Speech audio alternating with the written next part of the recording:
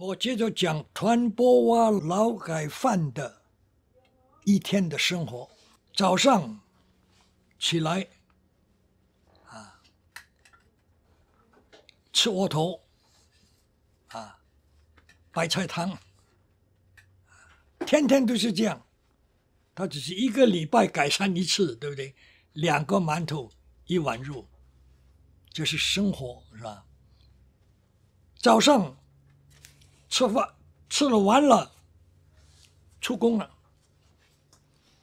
出工什么时间我们没有表，我不知道，我从来也不看表你看也没有用嘛，对不对？也不关心什么时间，你关心也没有用。人对这个时间没有这个关心的，你关心没有用，对不对？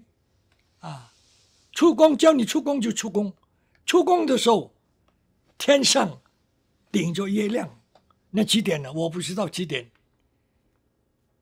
头顶上是月亮在外面劳动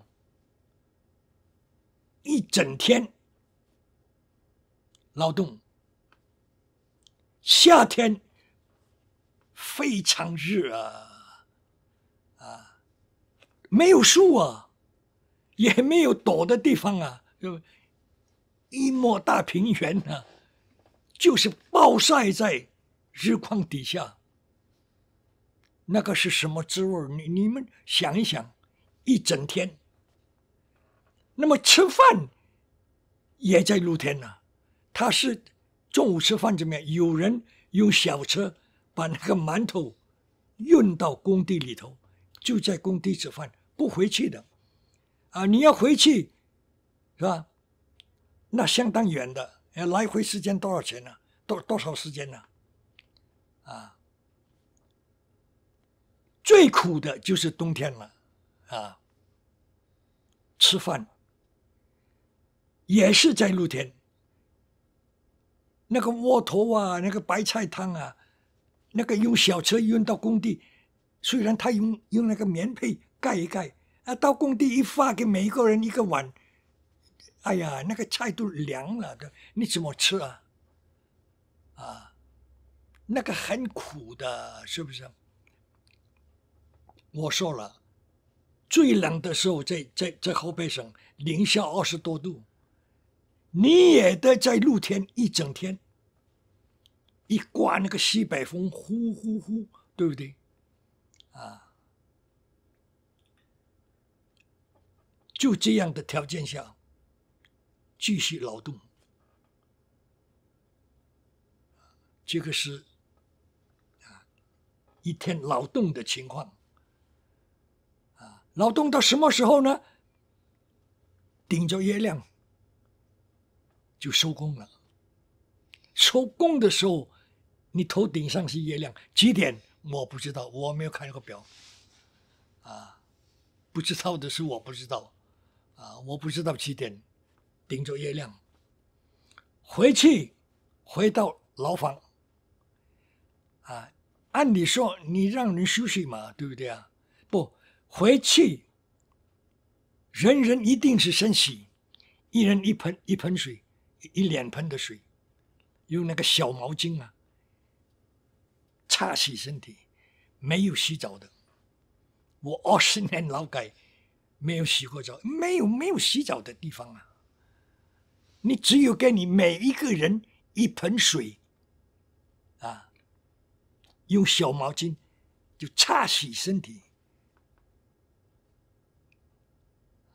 这个是每人都是这样，擦洗到从头顶擦到身体，擦到脚，一盆水有人说了，有人这个就是说等于说笑话了，苦笑话了，对，把这个水洒到长江长江的鱼都可以毒死我说是不是从头洗到脚，一盆水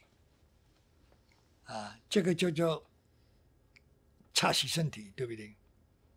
应该完了，应该让人休息嘛，对不对？不行，那接着就是没有你休息时间嘛，啊，休息刚要休息，吃饭了，啊，摩托下来了，吃完了应该让人休息嘛，对不对？人家躺啊，也是不是？啊，不让你休息，他一个接着一个，哎呀，真是我跟你说，干什么呢？一撂下饭碗，马上是学习啊，上炕，他是土炕，对不对？每一个人都上炕，就是睡的地方了。他是通铺嘛，对不对？啊，就坐在你的那个铺位上，啊，所谓的政治学习又是这一套，啊，我就不重复了，对不对？什么叫政治学习？由这个牢头执行员念《人民日报》，那是固定的，不能让你随便念。那个公安规定的，今天是念哪一段，啊，指定你念哪一段，啊，有利于犯人的思想改造的文章，你念哪一段，啊，而且大部分是念《人民日报》的社论，啊，社论，《人民日报》的社论就是法律。啊，念一段，然后所谓讨论，讨论就是什么？还是那一套鹦鹉学式，啊，是吧？人民日报怎么说的，你再重复一遍，这叫做讨论，啊，一直讨论到什么呢？讨论到睡觉的时间到了，才解散，才让你躺下睡觉啊，是不是？这是一天的生活。那么我的结论是什么？人不如牛，不如马。那马劳动，白天劳动的回来，他休息了，他不必学习，对不对？他可以休息嘛？你人还得学习，还得洗脑。人不如马，不如牛。啊，劳改犯的生活就是这样。那么在文化大革命的时候，那就不同了。那就厉害了。文化大革命外面不是打人吗？杀人吗？里头也学这一套，批斗人、打人。啊，发现有人什么讲怪话，所谓的反动言论呢，给揭发了，马上斗争。啊，从前是只是批判。文化大革命的时候啊，捆人呐。那就很厉害了，是不是？那就很厉害了，啊！这个是一天的生活，啊。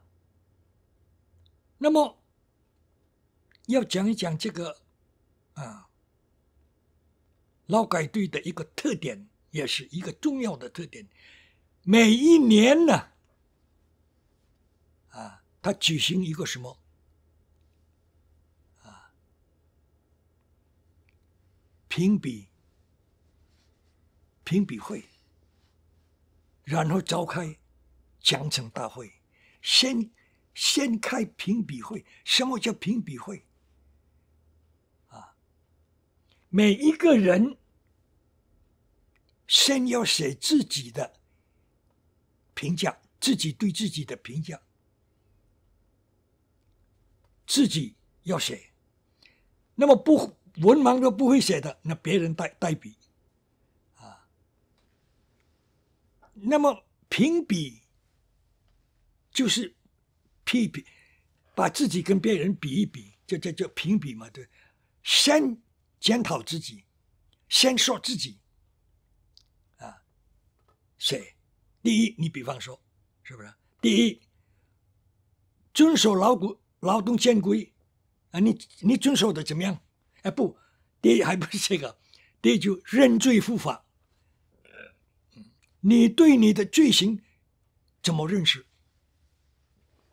认罪伏法啊，有的人虽然啊承认犯法，他不认罪。我就是这样啊，我承认，我想逃亡国外是一种犯法行为，我这个不能不承认。但是你说这个是叛国，我不承认，这个是认罪了。我始终不承认这个认罪啊，这是第一条啊。你对认罪怎么评价？对你自己怎么评价？写第二条，遵守监规纪律怎么样？你遵守的怎么样？遵守的你遵守了没有？遵守的好不好？你要写啊。第三，政治消息怎么样啊？你是经常讨论会，你是不是经常发言，或者你不发言啊？思想改造有哪些进步？是不是？接着，劳动成绩怎么样？你劳动，你是不是尽最大的努力劳动了？或者你是消极混泡？你要写啊。靠拢政府方面怎么样啊？对坏人坏事做斗争方面怎么样？都得写啊，具体的都得写啊。写完了怎么样呢？而不是写完了就完了，大家讨论。你在每一个牢房里头一个单位嘛，啊，就念你自己的评价，有大家提意见，啊，有专门人记录的，啊，提什么意见全部记录下来。那么有些意见根本不符合事实啊，是不是？有人平时有意见是吗？就给你乱扣帽子，没有的事也说你有，是吧？啊，嫁祸于人啊，非常严重的。但是他有规定，人家怎么提意见，怎么说你不能反驳，人家怎么说全部记录下来，啊，太可怕了，太可怕，是不是？太可怕。那么他讲的那个不是事实啊，他的造谣也得记下来，你不能反驳他，更不能修改，他说什么就是什么，然后把这个资料啊，全部啊，你写的跟那个别人提的那个意见，全部交给队长啊，放到你的档案袋里头。你说这个多可怕啊！你比方说，他说我偷东西，我没有偷啊，哎，他说你偷东西就是偷东西，这个东西我告诉你啊，我因为经常反驳啊，我不承认嘛，你说没有那个事，大家就压制我啊，不许我说话。这个是劳改队里头最可怕的事，因为这个档案呢，永远跟着你到死为止。你比方你调到别的劳改单位，这个档案就跟着你调到劳改单位到死为止，啊，是不是？最可怕。好了。这个评比完了，就开奖惩大会，那就是开大会了，啊，有时候呢，跟别的劳改附近的那个分厂啊，它有劳改队有的劳改队很大的，啊，有几个分厂，又有工厂又有农场，对不对？就奖惩大会就联合起来，那是规模很大的了。啊，几千人啊，对不对？啊，布置那个会场，啊，奖惩大会，奖是奖励，惩是惩罚，就是一面奖励，一面惩罚，啊。那么在这个奖惩大会，啊，就是宣布了，谁表现得很好，是吧？在各方面表现。给他奖励减刑。你比方是他判10年徒刑，给他减半年，这个减刑奖励你。你有的破坏生产的散布反动言论的要惩罚。有的人你比方说加刑5年，最严重的枪毙，就在奖惩大会举行，每年一次，年终那个年终总结，那个是个人写的，年终评比就是年终总结，那是每个人写的这个是奖惩大会，是开大会我举一个例子，这个是人家告诉我的不是我亲自经历。告诉我的人叫刘文波他后来到美国来了。文章的文，波浪的波，波浪的波，刘文波。他告诉我，他亲自参加的一次奖惩大会，什么呢？判死刑。有一个人是顾祝同的侄儿，顾祝同的国民党高级将领，顾祝同他的侄儿，反革命分子判死刑判死刑以前，你听听在这个大会上，用一个木桩，削尖的木桩打进他的嘴，打进去，再枪毙。这是他亲眼看的这种残暴的酷刑好了好，现在我顺便讲一讲，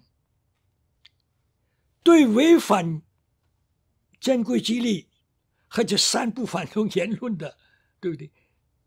他随时都可以惩罚你不是要等到年底奖惩大会，对不对？他随时可以惩罚你我举一个例子，有一个人，我名字我不知道，他是农民跟我在一起耪地就是耪地就除草，就是玉米长到一定的高度，你要用那个锄去掉它左右的那个草这除草，这个是夏天的劳动。那么这个人呢，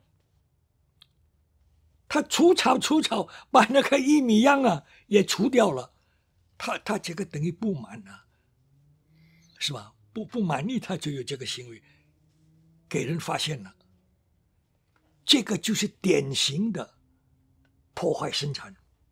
他把玉米苗也除掉了，连草也一起除掉，大概10多米吧，大概检举。所以我说每一件事都有人检举，你办不了这些事的就是你违反纪律的事破坏生产的，你不能做的，一定有人检举的。我不跟你说吗？人人都是斯德哥尔摩综合症的病患者对不对？大概10多米给人检举了，加刑5年。这个我是举个例子了，典型的例子这个是我亲自经历的事他就跟我在一起劳动那个农民。还有一个天津大学的学生叫王建明，这是后来的事这是劳改以后的事了，他在北京告诉我的。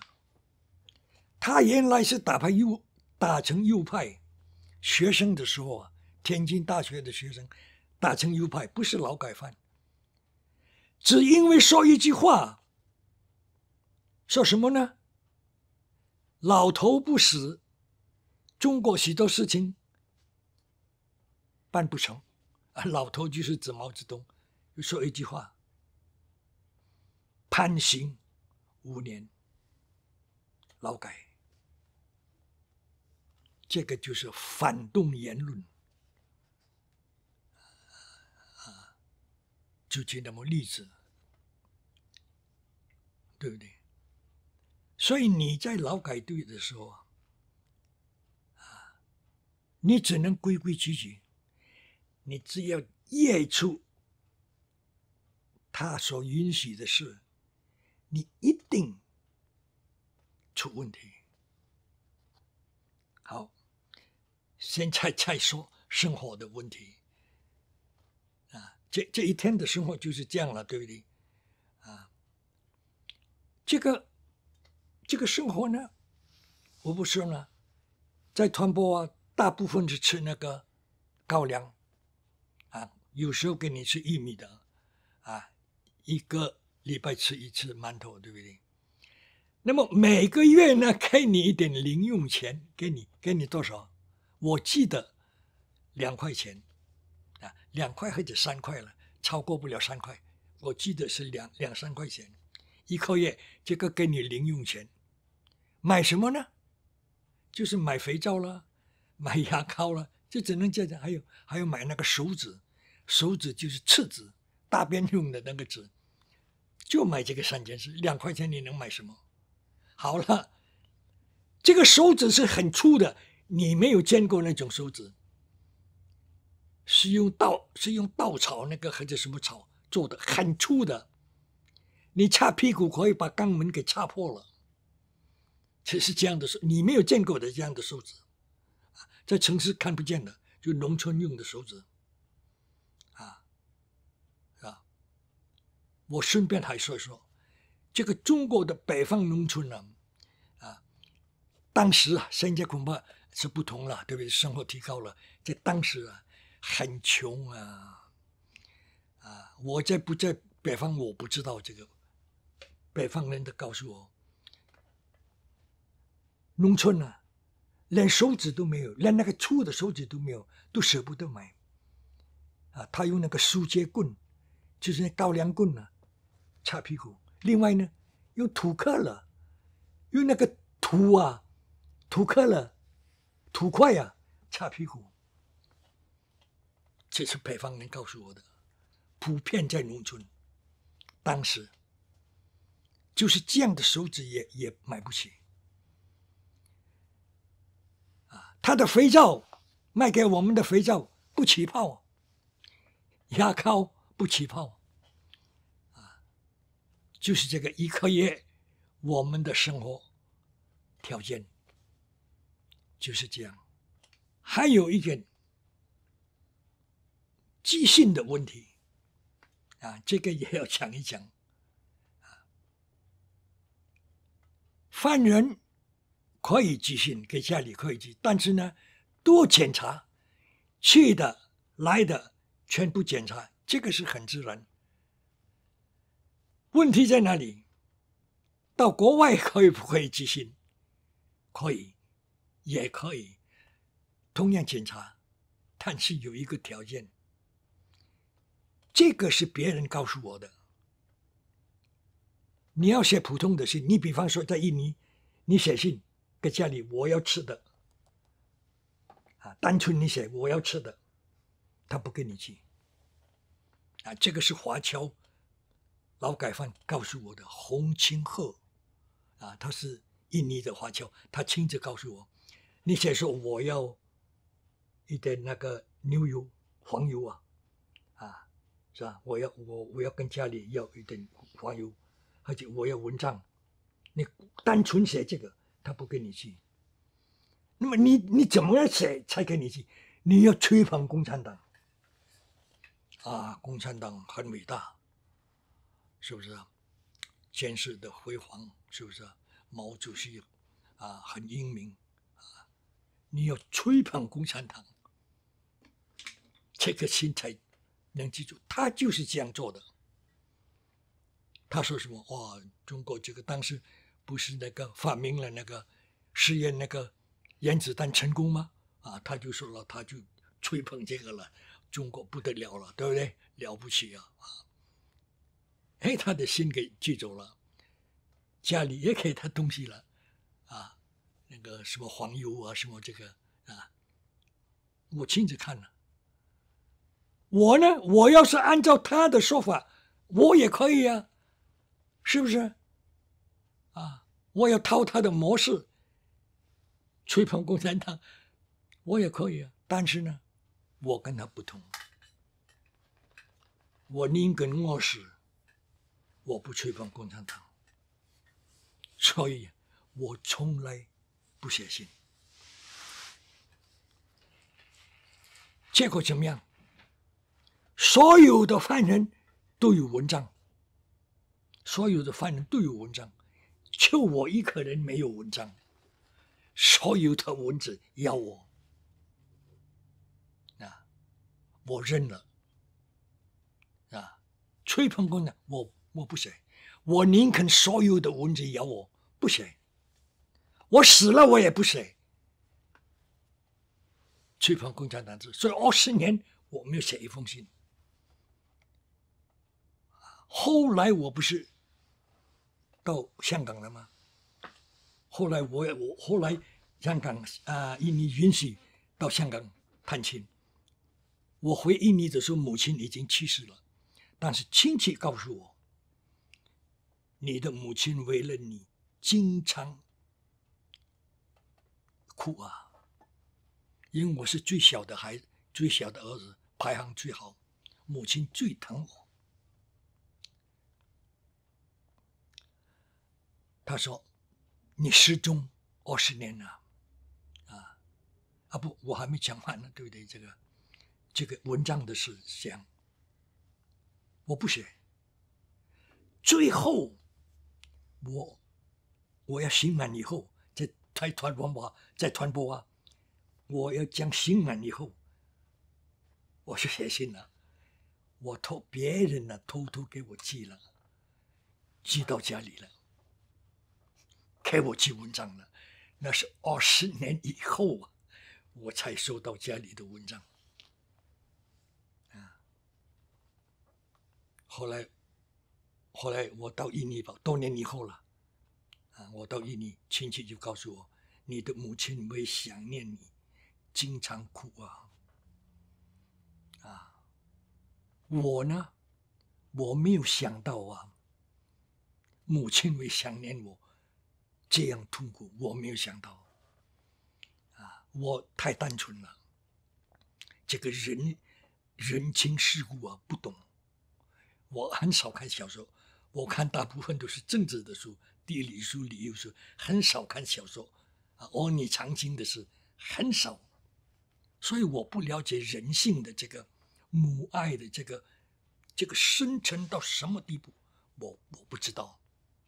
那么我回想，现在我回想，我如果知道母亲是这样痛苦，我投降了，我向共产党投降了，我吹捧共产党，写信给母亲，安慰母亲。如果我知道母亲是这样痛苦，我会投降的。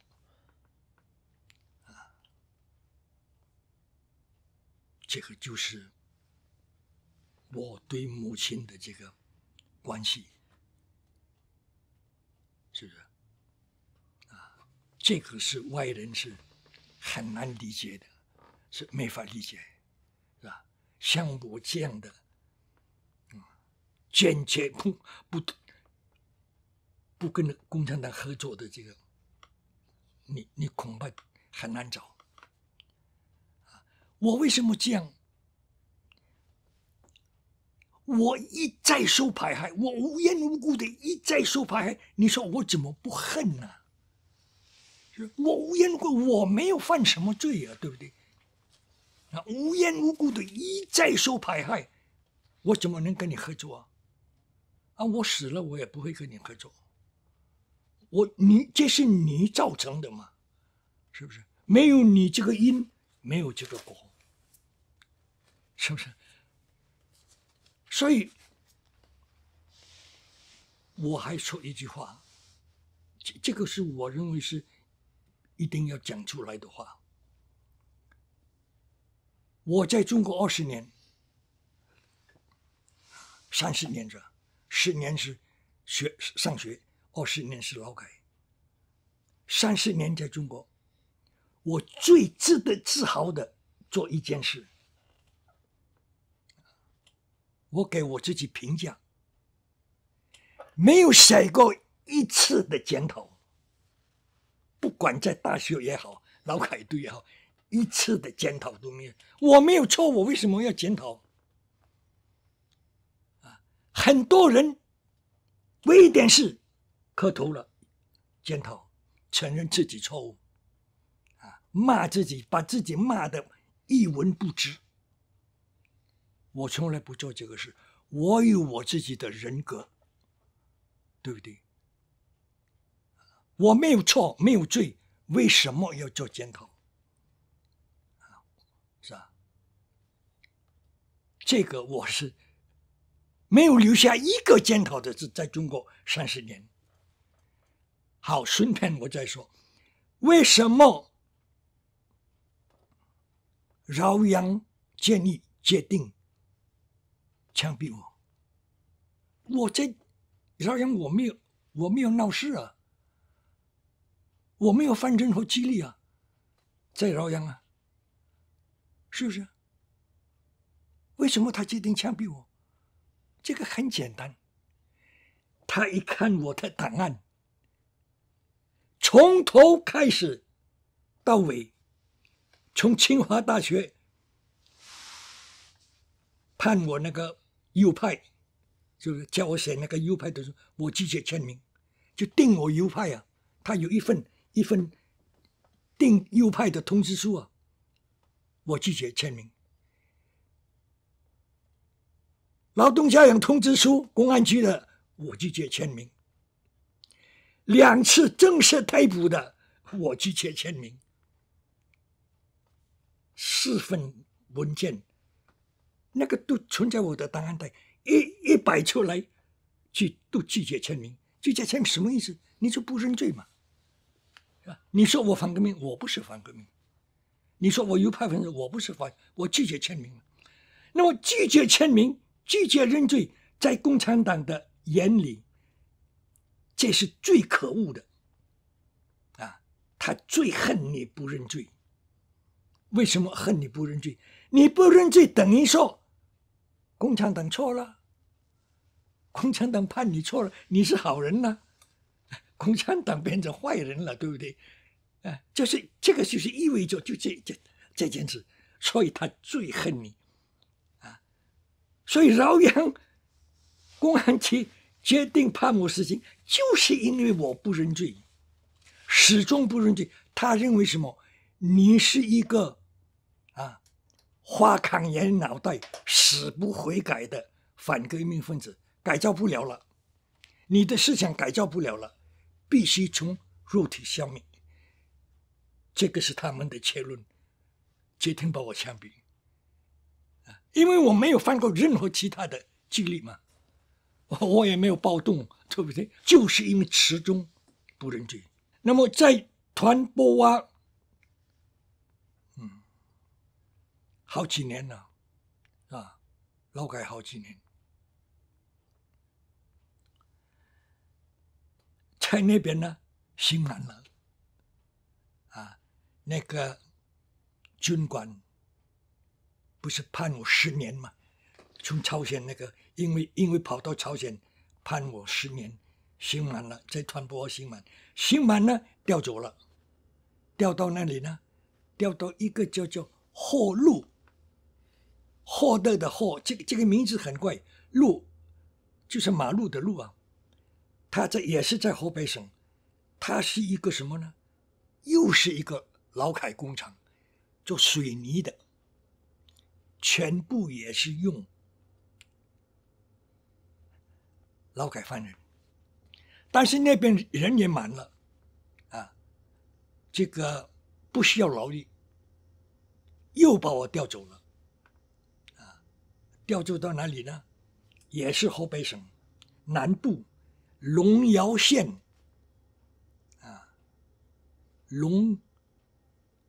兴隆的隆，尧舜的尧啊，好像是这样。龙窑县属下的唐家庄劳改农场，把我调到那边，那个是右当劳改我刑满了，也不让你回社会，还是在劳改单位。刚才漏掉了一些事，要补充一下，是吧？劳改队如果生病，劳改犯生病怎么处理？这个要讲一讲。劳改队里头也有医院，当然很简单了，医生也是劳改犯人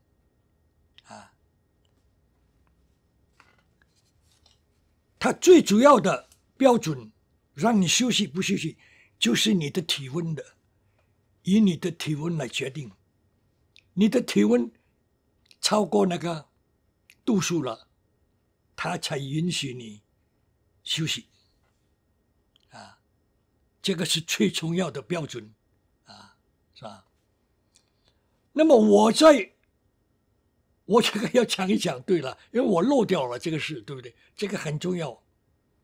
我在劳改队后期因为这个饥寒交迫精神受压力太大，痛苦结果闹什么？闹了偏头疼病劳改的后期非常严重。他不是每天，但是他发，因为一个礼拜恐怕2、3次，发的时候疼得不得了，跟脑袋要爆炸一样浑身还出汗，我受不了了，我去那个劳改病房我就跟那个大夫说，你给我安乐死好了，处理了，我不能活了，活不成了，痛苦的受不了，偏头疼厉害劳改的后期，我前期没有病，就后期这个偏头疼，这个就是积累20年的苦难，对不对？饥寒交迫，精神压力造成的，这个是很明显。它的证明是什么？很有意思。我这个偏头疼非常有意思，不是疼得要命吗？好了，1979年，我不是有机会移民到香港吗？到香港，突然消失了，我也没有去看病，也没有吃药，这个偏头疼突然这个是一个非常奇怪的现象，是不是？对我来说简直是不可理解。那我没有看病，也没有吃药，突然消失，为什么消失？这个很明显嘛，营养改善了，精神愉快了香港自由世界，我活得自由了，是不是？简单的说，对不对？吃的老杨看书说1年吃1次窝头，吃1次肉。我在香港银行友联银行工作，中午是免费吃饭，鸡鸭鱼肉全齐了，每天都是这样。我是每天过年了，在香港那是友联银行，中饭免费吃饭，鸡鸭鱼肉，豆是这样简单说，这个是我的偏头疼的这个是消失，突然消失的。好，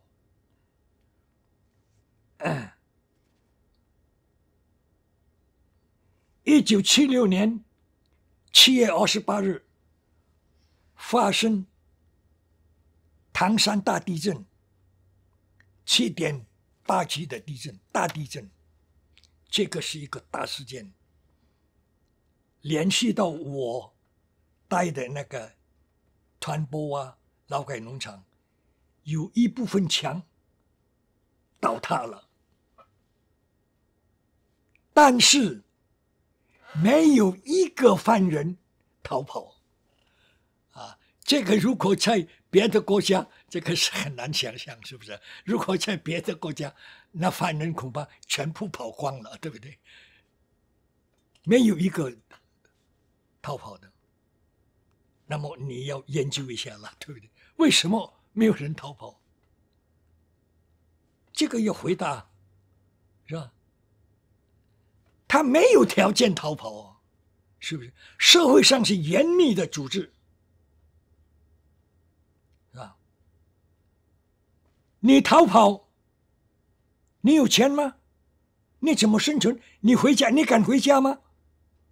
你回家，你的家里马上揭发你，马上到派出所报告，家里不敢收你啊，你的父母子女都不敢收你啊，他连累到他们了，对不对？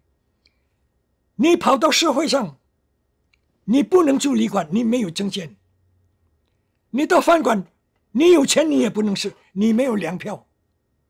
一句话，你在社会上你不能生存。所以那个墙倒塌了，就是监狱的大门开了，也没有一个人跑。只有一种人能跑，例外的啊！大家想一想是谁啊？啊，很有意思这个啊，只有一种人啊，他敢跑，小偷啊，他能偷啊，对不对？啊，偷钱。偷粮票，他能生存。但是这样的小偷在社会上啊，也待不了多长，都有人检举你。你往哪住？你往火车站住，有人检举你，没有多久还得进宫啊。所以在劳改队里头啊，很少人逃跑。就我所知道，我20年在劳改队，对不对？只有几个人逃跑，一个是我，对不对？一个是胡宗雀，啊，一个是什么张斗旗，还有一个东北人，还有一个东北，我不知道他的名字。4个人都被抓回来，还有一个第5个人。我20年里头啊，只有5个人逃跑的，还有一个，这个要讲一讲，要重点讲一讲，叫做赵全喜，姓赵的赵，全面的全，喜欢的喜，赵全喜，这个是在团泊啊劳改农场发生的事啊，他跑了，劳动的时候啊跑了。当天当场给那个他有武装警卫啊，公安人员带枪的，当场打死啊！用马，他有马队啊，那个公安人员是骑马的巡逻啊，用马队拖回来啊！那天是好像刚下雨。满街一路上都泥泞啊，拖回来扔到那个劳改农场的院子里头当中，把那个尸体啊扔到那边，强迫我们每一个犯人绕圈1周看他的那个尸体啊，强迫我们看。满身都是泥浆和鲜血，目不忍睹。有一个犯人跟我同一个监号的，叫做魏三宝，312的3，宝贝的宝，魏三宝，他的名字啊，他胆小，他不敢看，他拧着头啊，拧着脸，这样拧着脸，不敢看那个尸体。啊，公安人员都发现了，晚上批斗他，说什么呢？说魏三宝同情逃跑分子，啊，思想极端反动，批斗。最后一个补充是，1976年9月9日，毛泽东死，啊，报纸没有登，啊，报纸登不登我不知道，但是那天的给我们的报纸好像没有给我们报纸，但是逼我们听那个收音机，它是规定的，啊，逼你听那个，就很简单了，啊，毛主席死，啊，没有很长的，很简单的，啊，当然没有一个人吭气，谁敢说不是啊，是吧？但是我当然也不吭气啊，那我心里想，早就该死了，是不是？那个王建民说得很清楚，老头不死，中国的问题不能解决，中国的许多问题不能解决，啊，果然死了，邓小平起来，改革开放，啊，才改变中国的建国方向。当然，邓小平也有毛病，他只改革经济，不改革政治，他的最大的毛病。当然，我就不细谈了，啊，只说就他的错误，邓小平的错误就在不改革政治制度，只改革经济开放，啊，这个就不多说了。啊，说到这个谭家庄，啊。这个是在河北省的南部，这个规模很大，我都说不清啊，因为我没有走遍，是不是？我说不清。有农业，有农业区，有工厂。那么他把我分配到什么呢？我是二劳改了，对不对？把我调到跟一个工程师住在一个房间，啊，一个房间2个人住。那个工程师正在设计给干部设计澡堂，啊，叫我呢帮助他画图，啊，我不再从事体力劳动了，我成了脑力劳动了。对，这个是我的工作了，那我的做啊，对不对？那你不做工作，你怎么生存呢？是吧？我等于做这个脑力劳动了，帮助他画图，啊，那么里头我顺便举一个例子，里面有木材加工厂，有一个工人也是二劳改啊，劳动啊出事故了，他那个木材那个很厉害的那个电锯啊，对不对？啊，造成事故了，死亡，给他抚恤金多少？150块钱。所以大家都拿这个讽刺啊，一斤1块钱人肉，啊，工伤事故啊，只给150块钱。那么在谭家庄，我仍然是二劳改，是不是？仍然没有摆脱公安系统，管我的仍然是公安人员，啊，这个是压力是很大的。有一句话啊，这个大家都知道的，跟公安这个劳改犯呢，跟公安的关系啊，他有一句话：挂钩容易，脱钩难。你一进劳改队，对不对？你要摆脱这个关系啊，跟公安的关系，摆脱这个二劳改回社会啊，难啊，几乎不可能做到。那么我有一个幻想啊，我是不是可以通过婚姻摆脱这个劳改队？我想尽一切办法。那么有人给我介绍劳改队的时候啊，有个广东人啊，他家在广东花县，他说他可以给我介绍一个女的，你可以跟她结婚，看看慢慢摆脱这个劳改单位啊，搬到广东去，然后从广东想办法，在第二步再想办法到香港看看怎么样，行不行？啊，是不是？我当然也有这个幻想，不管怎么说，一定要想办法摆脱公安局的控制。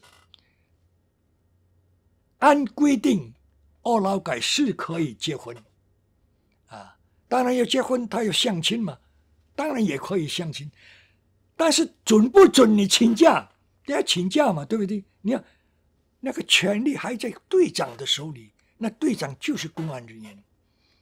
管我的那个队长是姓冯，他管我，他有权利啊，规定我是可以请假，但是他有权利可以不准啊，准不准他的权利在他的手啊。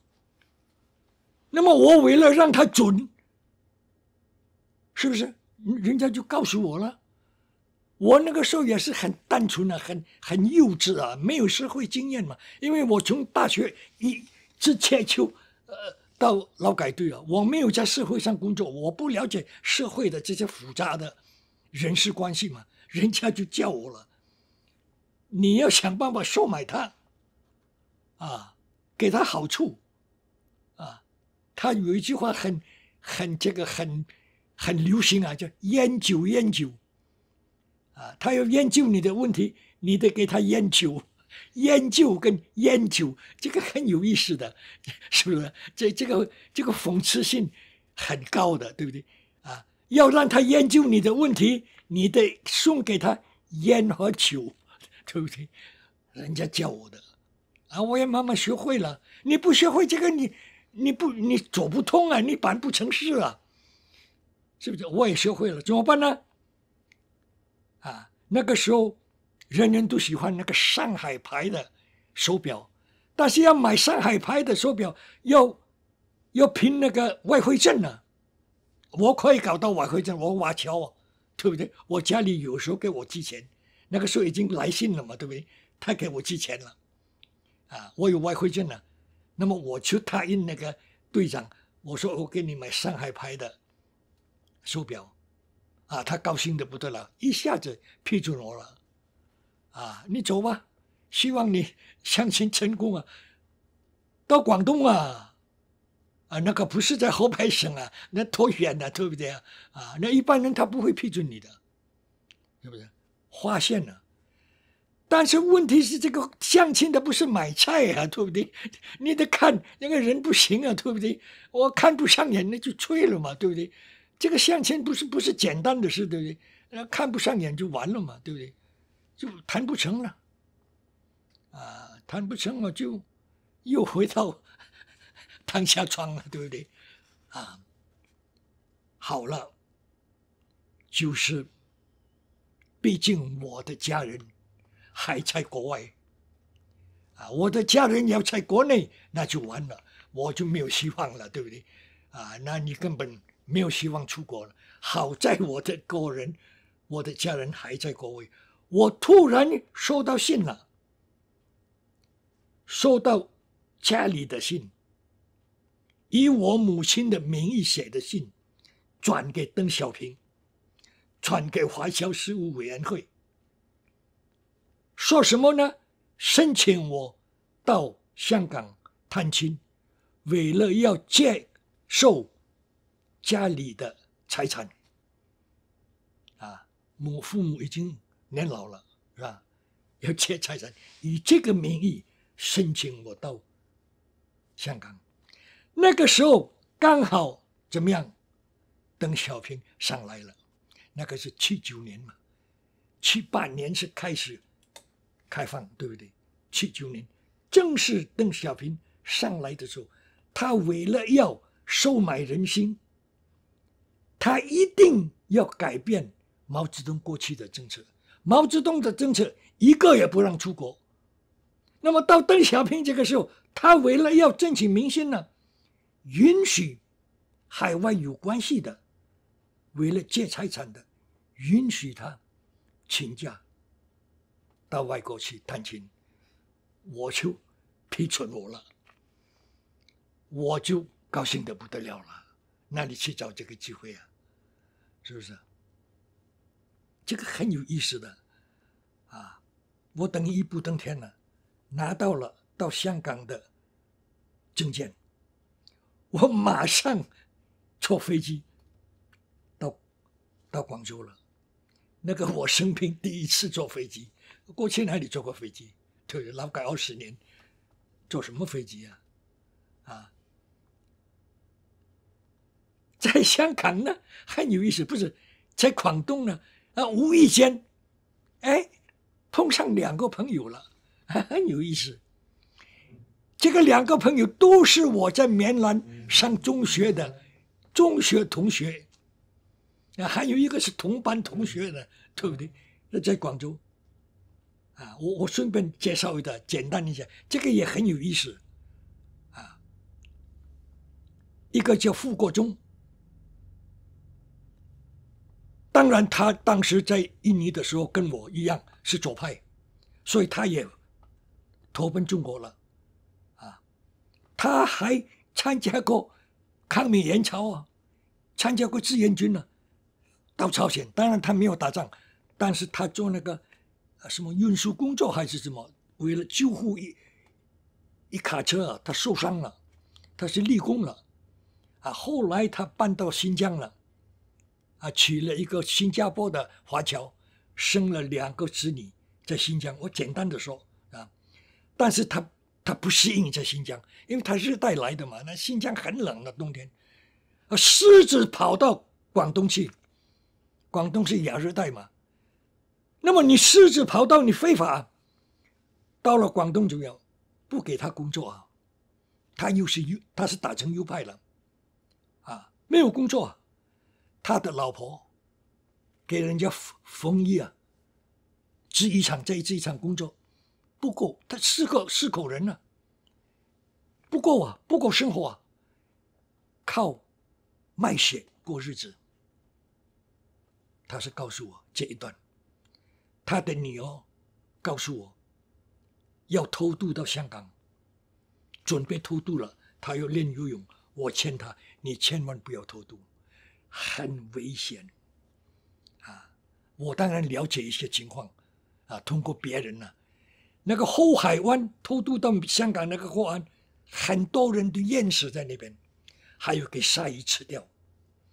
梧桐山摔死在梧桐山的，饿死在梧桐山的，我就劝他，你千万不要偷渡，想办法将来用合法的方法到香港，慢慢再等。他后来果然听我的话了，他没有偷渡，他后来果然合法到香港了。这个女孩子后来自己开了商店了，不得了了，生活就一步登天了。这是简单的事，就华侨的。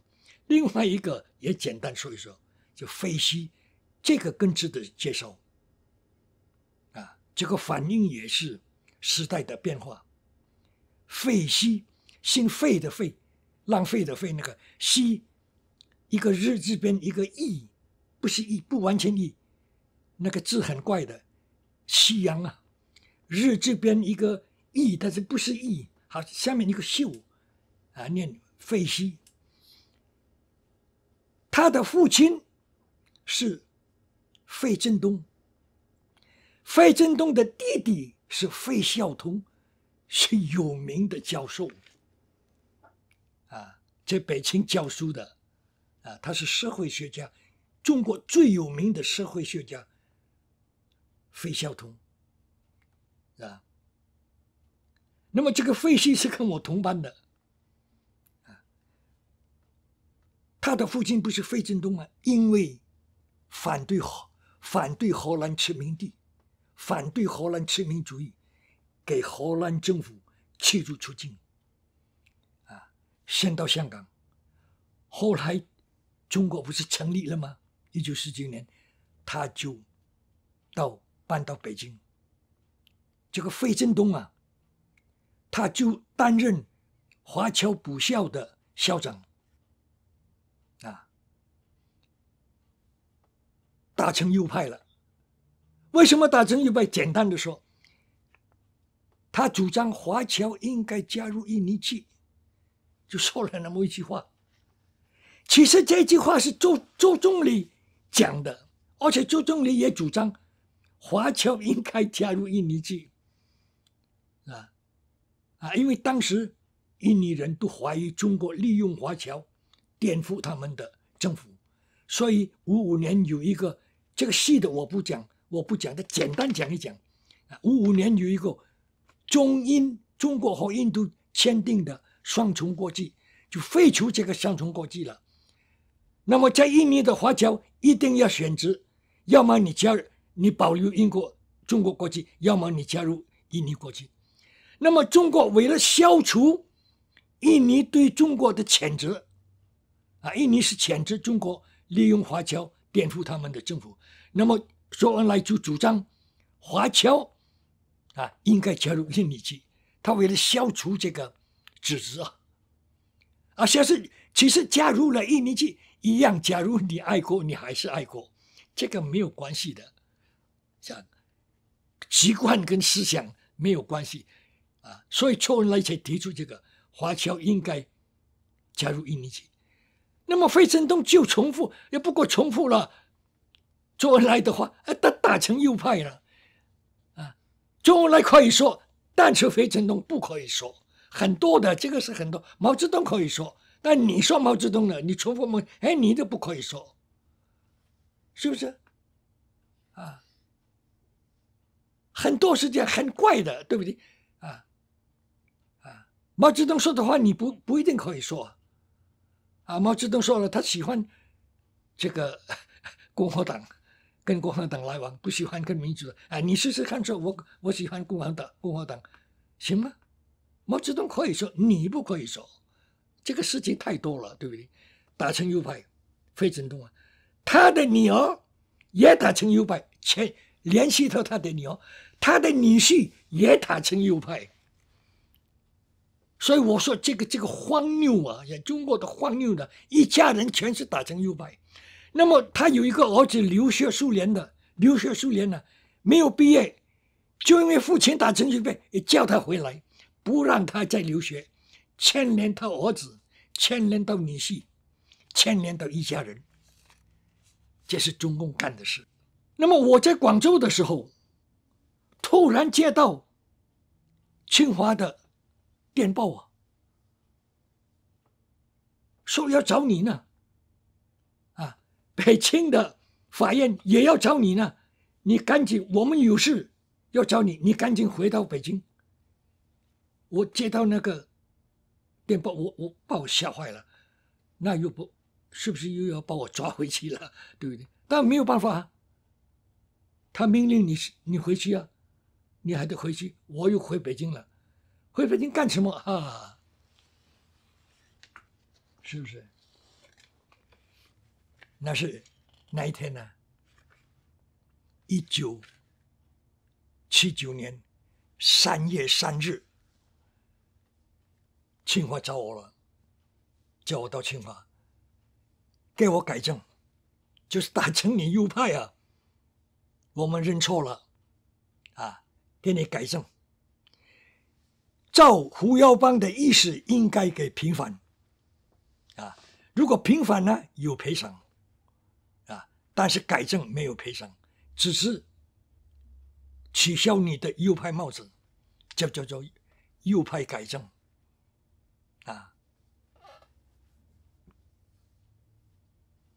这个邓小平不同意平反那么改正呢，学校就要给我毕业证书，我不要，你也可以从这里看出我这个为人是怎么样的为人。我说我没有毕业，我不能拿毕业证书，我只能拿肄业证书啊，所以他给我肄业证书了。其实那个毕业证书跟肄业证书不同的，你在香港拿出肄业证书跟拿出毕业证书，那个不等值的，人家用毕业的证书，不用你肄业证书啊。但是我宁肯不管在什么条件下，我不管，我只懂得我没有毕业，我不能拿毕业证书，我只懂得这个，其他事我不管啊。做人就是这样，诚实，这是一点。同时，法院也给我最后的裁定，那个裁定现在还在我手里。最后一句啊，有一句宣布冯国璋无罪，最后一句啊，也就是说，我终于胜利了，是不是？我不认罪，始终不认罪，做对了。法院承认无罪，是吧？好了，对了，我顺便说，清华给我1000块钱啊，不是赔偿，而是生活困难补助。我一无所有啊，老鬼对我有什么？什么都没有。当然最后了，母亲给我寄一点钱。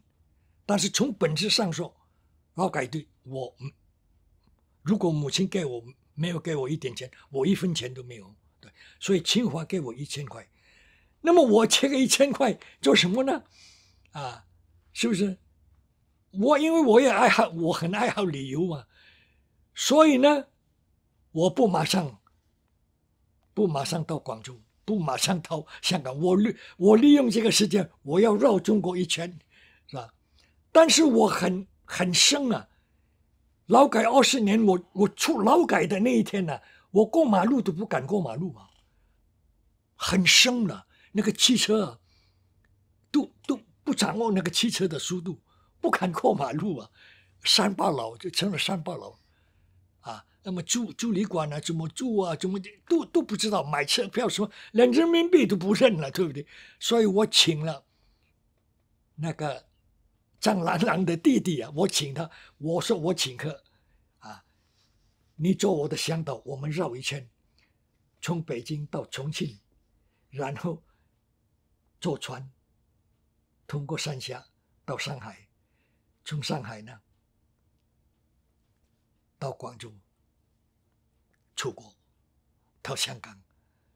那么到还顺便一点很有意思的，这个很有意思啊，我都没想到的。在上海啊，